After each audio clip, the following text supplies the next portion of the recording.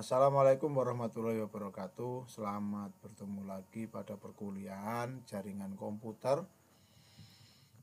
Saya akan menjelaskan tentang materi kita yang keempat pada pertemuan ketiga ini, yaitu tentang IP atau Internet Protocol Subnetting. Ya, IP subnetting itu adalah sebuah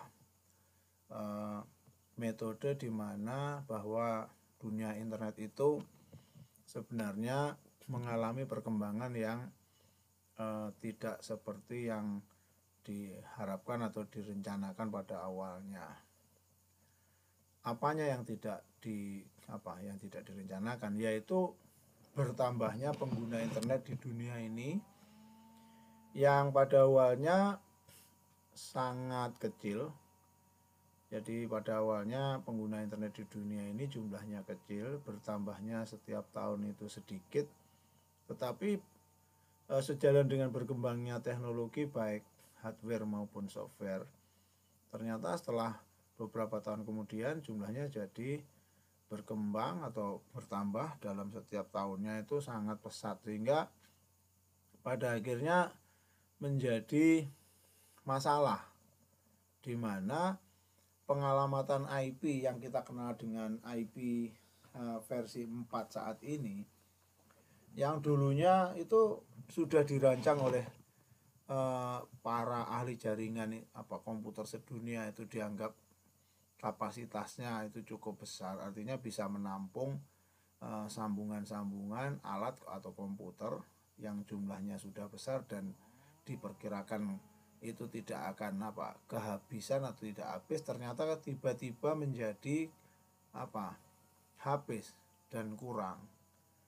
Nah, data menunjukkan ini, contoh saja bahwa di tahun 91 pengguna internet itu angkanya masih di sekitar 1000, 2000, 10.000 komputer atau 10.000 perangkat di dunia ini. Pada 92 sama, seolah-olah tidak ada penambahan. 93, 94, tetapi sejak 98, di mana ini ada warna merah, di mana merah ini adalah pengguna yang yang pertama, artinya pengguna pertama itu ya itu saja. Tapi kita lihat begitu tahun 98 ada warna biru di mana disebut sebagai komputer atau perangkat yang terhubung ke internet sebagai pendatang baru, yang dimana akhirnya dalam setiap tahunnya melihat grafik ini adalah 99, 2000, 2001, yang tadinya setahun itu nambahnya mungkin hanya berapa, misalnya 10 juta pengguna gitu, kemudian 5 juta pengguna. Tapi begitu tahun 2000 2099, 2000 ini datanya sampai tahun 2002, itu kenaikan pengguna internet setiap tahunnya itu angkanya mencapai 2 juta 2 juta perangkat atau 2 juta host atau sambungan baru, sehingga pada akhirnya sekarang mungkin angkanya sudah pada angka bukan ratusan juta lagi, mungkin sudah dalam angka miliar, sekian miliar host atau sekian miliar perangkat yang terhubung, sehingga IP versi 4 yang direncanakan itu ternyata yang dulunya dianggap jumlahnya sudah cukup, ternyata sekarang habis, bahkan kurang. Terus bagaimana caranya supaya IP yang sudah dirancang, alamat IP itu jumlahnya sudah habis atau menipis? Maka ada beberapa strategi yang dilakukan oleh ahli-ahli jaringan, yaitu caranya adalah bagaimana caranya supaya IP yang versi 4 ini diperlambat habisnya. Ya, walaupun kenyataannya pertambahan jumlah alat yang terkoneksi ke internet itu tidak bisa dibatasi, apalagi setelah lahirnya generasi ponsel atau telepon seluler, di mana semua telepon seluler itu kemudian yang tadinya hanya merupakan perangkat yang hanya bisa digunakan untuk komunikasi analog, bertelepon dan ya setidaknya berkirim short message service atau SMS. Akhirnya ternyata perangkat-perangkat mobile atau telepon seluler ini walaupun bergerak, maka juga pengen atau bahkan bisa terhubung ke internet, sehingga juga membutuhkan IP address. Nah, caranya yang untuk memperlambat supaya tidak cepat habis bagaimana? Diciptakanlah metode subnetting. Ya, subnetting yang pertama. Yang kedua adalah diciptakan metode supernetting alias Classes Internet Domain Routing atau CIDR. Ya, CIDR. Nah, ini salah satu cara supaya jumlah persediaan IP versi 4 yang sudah dirancang itu tidak kolaps atau tidak habis, sehingga nanti kalau ada pihak-pihak baru, perangkat-perangkat baru, organisasi-organisasi baru yang ingin terhubung ke internet itu dipastikan masih bisa mendapatkan alamat, tentu saja alamat IP yang sifatnya adalah publik, yang bisa terhubung keluar ke internet. Nah, itu caranya. Maksudnya apa? Maksudnya adalah ya tadi, karena awalnya dirancang sangat besar, seolah-olah ternyata begitu bertambahnya alat yang terkoneksi ke internet sangat cepat, maka ini menjadi kejutan bagi para perancang TCP/IP itu. Akhirnya mereka berpikir bagaimana supaya rancangan TCP/IP versi 4 yang sudah dianggap kapasitasnya tidak cukup itu nanti masih bisa melayani untuk sambungan internet di seluruh dunia.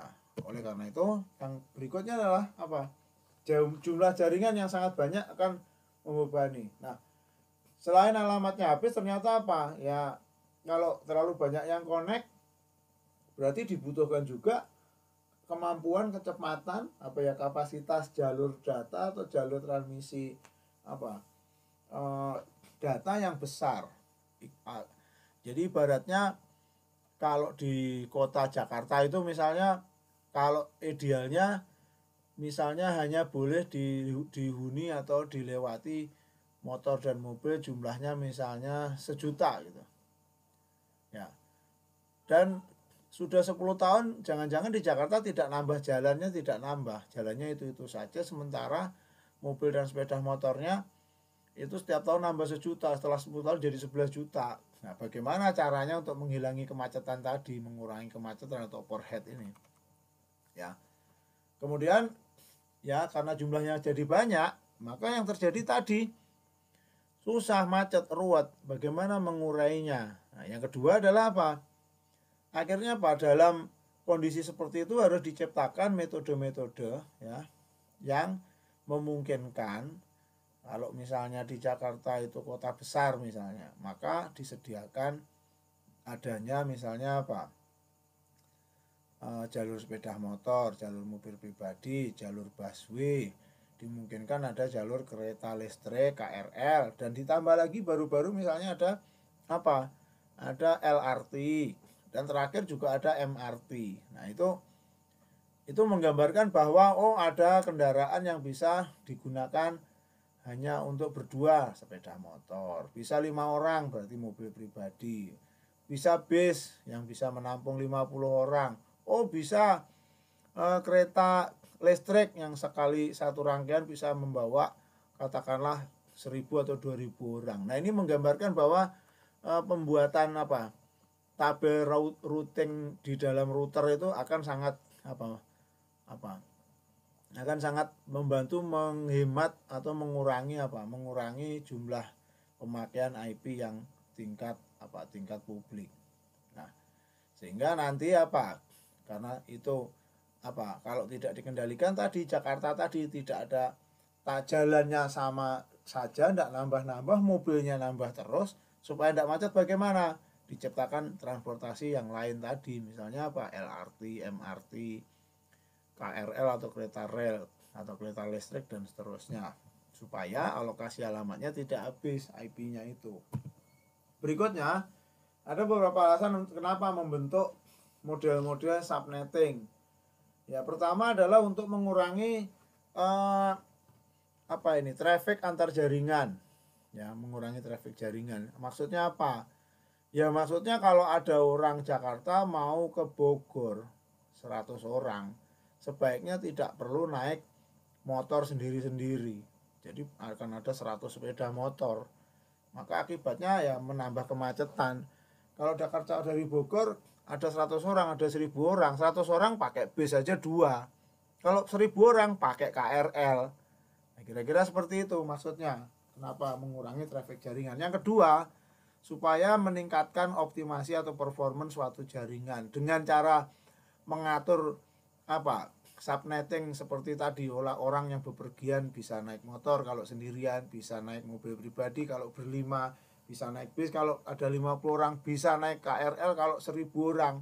Maka diharapkan peningkatan performa. Jadi waktu yang dibutuhkan untuk pergi dari Jakarta ke Bogor itu lebih cepat untuk orang banyak, untuk orang sedikit, untuk orang beberapa juga. Ya. Dan terakhir adalah supaya memudahkan manajemen, ya.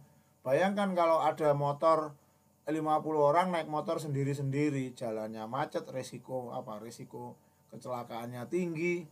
Karena 50 orang itu selain penumpang dia juga jadi pengemudi. Tapi kalau naik bis 50 orang satu bis, pengemudinya cukup satu, yang lain hanya diem aja jadi penumpang, yang penting nyampe. Begitu. Sehingga resikonya juga menjadi rendah, cepat nyampenya dan biayanya bisa murah. Nah, kemudian kenapa harus subnetting? Yang terakhir, memisahkan suatu jaringan berskala besar yang terpisah jauh secara geografis ke dalam jaringan-jaringan yang kecil atau subnetting. Contoh tadi, misalnya bagaimana menghubungkan internet antara benua Australia dengan benua Asia, bagaimana menghubungkan pulau Sumatera dengan pulau Jawa. Maka dengan subnetting ini mudah dalam arti apa? Ya sudah, tidak perlu membangun jaringan sendiri-sendiri. Misalnya Jakarta buat sambungan ke Lampung, kemudian Palembang nyambung ke Jakarta sendiri-sendiri.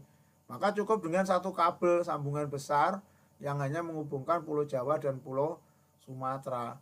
Mau dari Jakarta ke Lampung, Jakarta ke Palembang, Jakarta ke Medan, itu semua bisa menggunakan jalur yang satu tadi. Kira-kira seperti itu. Nah, berikutnya untuk bahasan subnetting ini akan kita bahas pada video kedua, video materi bagian 4 video kedua. Untuk itu, untuk materi keempat video pertama saya akhiri sampai di sini. Terima kasih atas perhatiannya, semoga bermanfaat. Kemudian saya akhiri, wabillahi taufiq wal hidayah. Assalamualaikum warahmatullahi wabarakatuh. Salam budi luhur.